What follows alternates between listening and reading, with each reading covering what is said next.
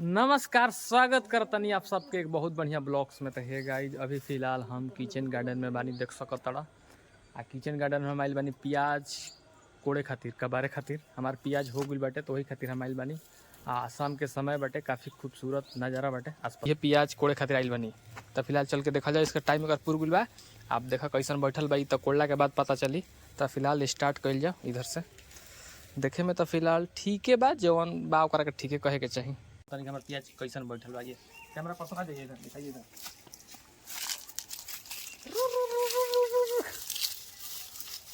इस तरह से कबारे के बाटे थोड़ा सा नमी बना, तो कबारे में अच्छा लगा था।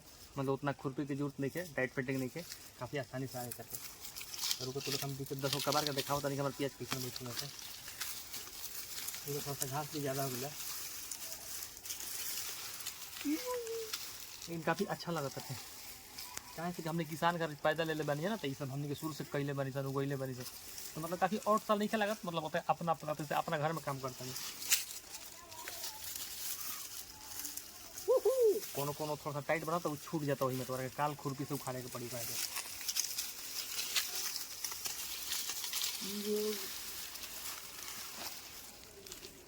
कट कर दिया यहाँ तो फिलहाल देख सकता इतना सारा यही साइज के प्याज हमारे बैठल बा। ये साइज के, ना ज़्यादा बड़ा बाटे ना ज़्यादा छोटा बाटे, मतलब मीडियम साइज में बैठल बाटे यही साइज के। आ ललका है, एम 2 वैरायटी होला ललका। आ काफ़ी बढ़िया क्वालिटी के बिया लाई रही, रिजल्ट देख सकता रहा। यानी बिया बढ़िया बा तो बढ़िया तार बैठी। ई हम मतलब एग्रीकल्चर में सीखे। हे गाइज, फाइनली हमारा किचन गार्डन से इतना सारा निकलल प्याज देख सकता, कुछ यहाँ बाटे कुछ यहाँ बाटे देख सकता।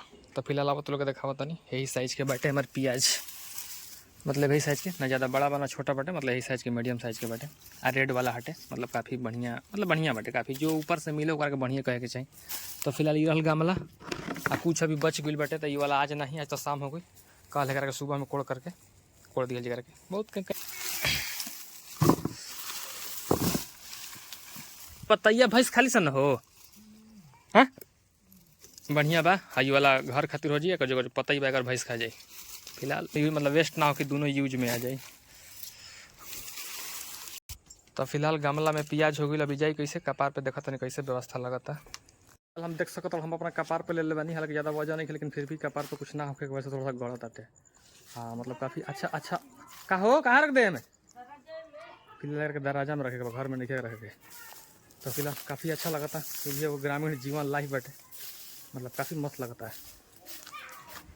ये देखा रास्ता इधर थोड़ा सा साइड से जाए पड़ी है में ठेकी। ए बाबू तुम्हारा खा लायक नहीं है, ये हमारा घर के जेसी भी हड़ी। ए बाबू हटो, हट हट। तोरा के मिली अभी हमने प्याज निकाल लेबे, तो बाद तोरा के पता ही मिली खाए के। फिलहाल हमारा भैंसिया हमारे खाए कहती है प्याज। गमला घर चल गई, ये है दूसर का गमला। ये वाला में ओकरा पक्ष प्याज थोड़ा सा मोटा मोटा बैठल बा, रुको तोड़ के दिखावत है। देखो ये वाला में, ये वाला है थोड़ा सा मोटा मोटा बैठल बा। तो फिलहाल ज़्यादा गाइज नहीं खे, मतलब खा ही भर बाटे। तो अगर काम सोल्ड ना कर लिए हमने के आइए, बाकी मतलब अब खरीदे के ना पड़ी इतना प्याज से, ये मतलब बहुत बढ़िया बात बाटे। जैसे फिलहाल हम प्याज धोकर के छत पे बानी, शाम लगभग हो चुकल बाटे, सनसेट हो चुकल बाटे। काफ़ी अच्छा बा, अभी तो थोड़ा दिक्कत हुई कि ना, लेकिन काफ़ी मतलब अच्छा लगा था। हे गाइज, शाम के एगो अंगिया बाटे तिलक चढ़ावे वाला। तो सदंगे आइल बाटे, एगो मित्र बड़ा हमारा रोहित भाई, उनके सिस्टर के तिलक बाटे। तो वही में चल जी शाम के समय बाटे भोज खाए। हमने यहाँ भोज दिया जे तिलक चढ़ावे जाला ना, ओकरा भोज दिया। तो काफ़ी अच्छा बीजे कर चल गए। फिलहाल यही है।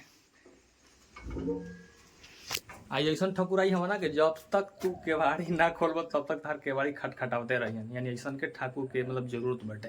तो फिलहाल तो हे गाइस, अभी फिलहाल हम जाता नहीं भोज खाए, तो लेस को चल जाओ। और रहल बात हमारे ब्लॉग्स के, तो हम गांव से बिलोंग करी ना। ये सब ज़्यादा कंटेंट जो रियल कंटेंट बाटे, ये सब देखे के मिले, जो गांव के नेचुरल बाटे।